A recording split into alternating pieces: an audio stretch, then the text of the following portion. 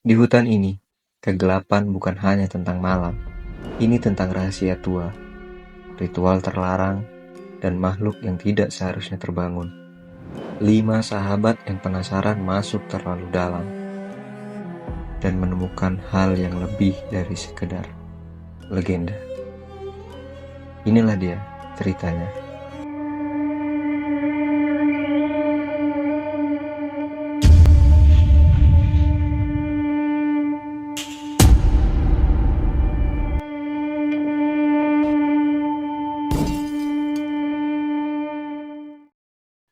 Malam itu, hutan di pinggiran desa Prambanan terasa lebih sunyi dari biasanya.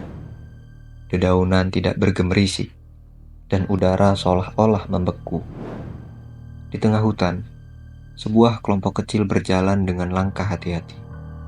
Mereka adalah 5 sahabat yang terdiri dari Raka, Rani, Bimo, Yani, dan Farel. Malam itu, mereka tidak datang untuk menjelajahi hutan seperti biasanya, tetapi untuk memenuhi rasa ingin tahu mereka tentang sebuah kisah lama yang diceritakan dari mulut ke mulut. Kisah itu adalah ritual sesat yang konon pernah dilakukan di jantung hutan terlarang ini. Apakah kita benar-benar akan melakukan ini? Tanya Yani dengan gugup menggenggam senter yang bergetar di tangannya. Kita hanya akan melihat, Yani. Tidak ada yang akan terjadi. Itu hanya legenda, jawab Farel dengan nada meremehkan. Meskipun dalam hatinya sendiri ada rasa takut yang mengintip. Ritual yang mereka cari sudah lama menjadi bahan bisik-bisik di kalangan penduduk desa.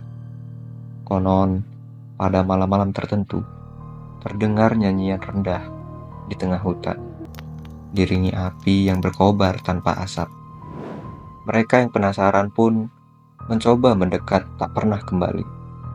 Namun, tak seorang pun tahu apakah cerita itu benar. Hingga kini, tak ada yang berani mencari tahu, kecuali mereka berlima. Setiap langkah mereka membawa mereka lebih jauh ke dalam kegelapan. Dan di kejauhan, terdengar bunyi yang tidak seharusnya ada di dalam hutan.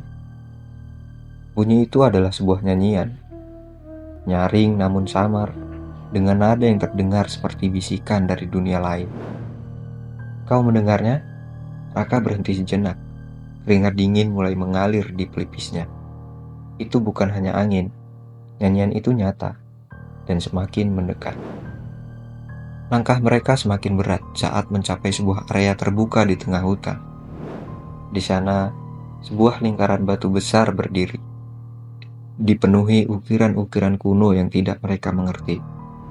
Di tengah lingkaran itu, ada sebuah altar batu dengan noda merah gelap yang sudah mengering.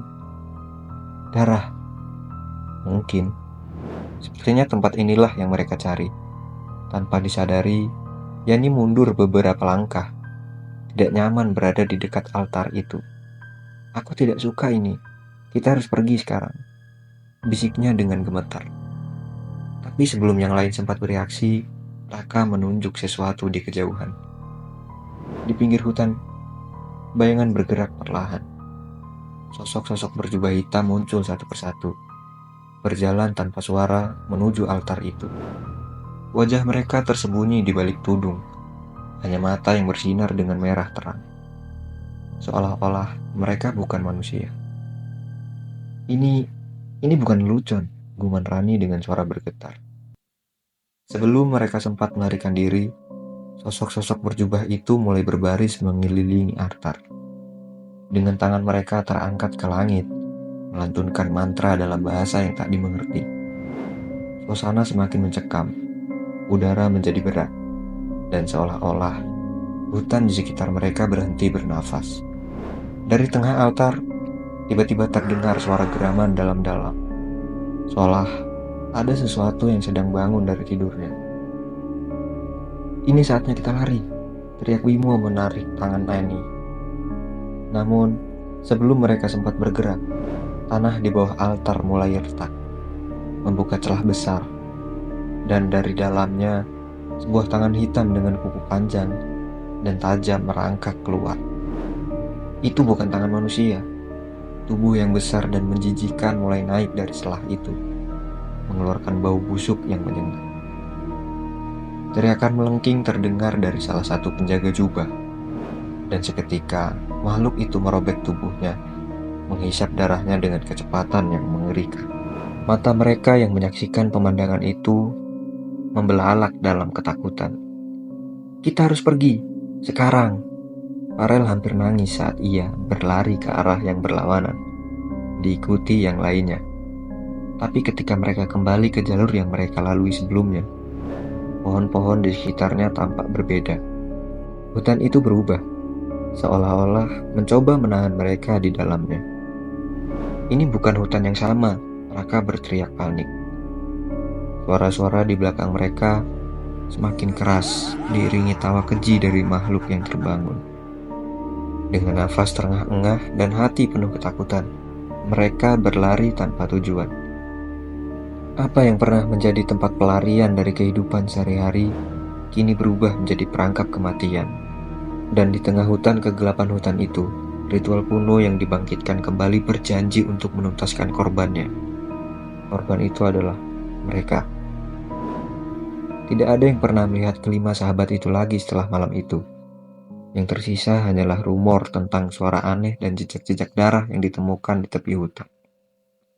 Desa kembali diam, namun nyanyian rendah di tengah malam mulai terdengar lebih sering, membangkitkan kekuatan lama yang kembali menghantui penduduk. Ritual sesat itu masih terus berlanjut, dan kini mereka yang tersesat di hutan terlarang tak pernah kembali. Terkadang, rasa penasaran membawa kita ke tempat yang tidak seharusnya kita kunjungi. Di balik setiap legenda, akan selalu ada kebenaran yang tersembunyi di dalamnya. Jangan pernah melupakan hal itu.